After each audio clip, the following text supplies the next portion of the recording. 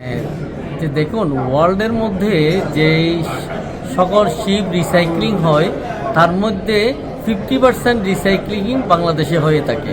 অথচ এই রিসাইক্লিং নিয়ে বাংলাদেশ সম্পর্কে আপনার আইএমও কান্ট্রিগুলোর মধ্যে একটা বিরূপ মনোভাব থাকে। তো অথচ আমরা দেখেন এর মধ্যে আমরা হংকং কনভেনশনটা 2023-এ আমরা এটা রেটিফাইড করা হয়েছে। শিপ রিসাইক্লিং অ্যাক্ট 2019-এ অ্যামেন্ডমেন্ট করা হয়েছে, আবার এটাকে আমরা 2025-এ অ্যামেন্ডমেন্ট করেছি।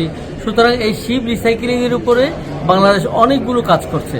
এখন আমরা যদি এই সি ক্যাটাগরিতে যদি নির্বাচিত হতে পারি, তাহলে আমাদের যে আইএমওর যে 176টা দেশ আছে, এই দেশগুলোকে আমরা বুঝাইতে পারবো যে আমরা শিপ রিসাইক্লিং আমরা অ্যাজ পার অ্যাক্ট আমরা এই কাজগুলো করছি।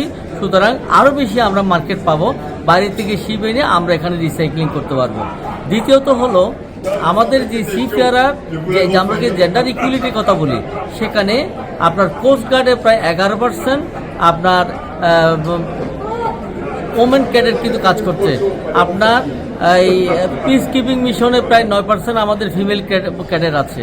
আমাদের প্রায় 10%-এর মতো আমরা নেভেল অফিসার হিসেবে কাজ করছে।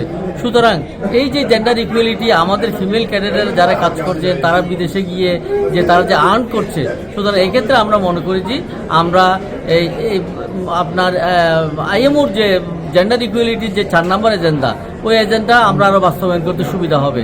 আমরা আমাদের দেশে ফিমেল সম্পর্কে যে একটা বিরূপ ধারণা, সেটাও আমরা আরও বেশি আমরা বুঝাইতে পারবো যে আমাদের দেশে কোনো জেন্ডার ইকুয়ালিটি বলতে কিছু নাই।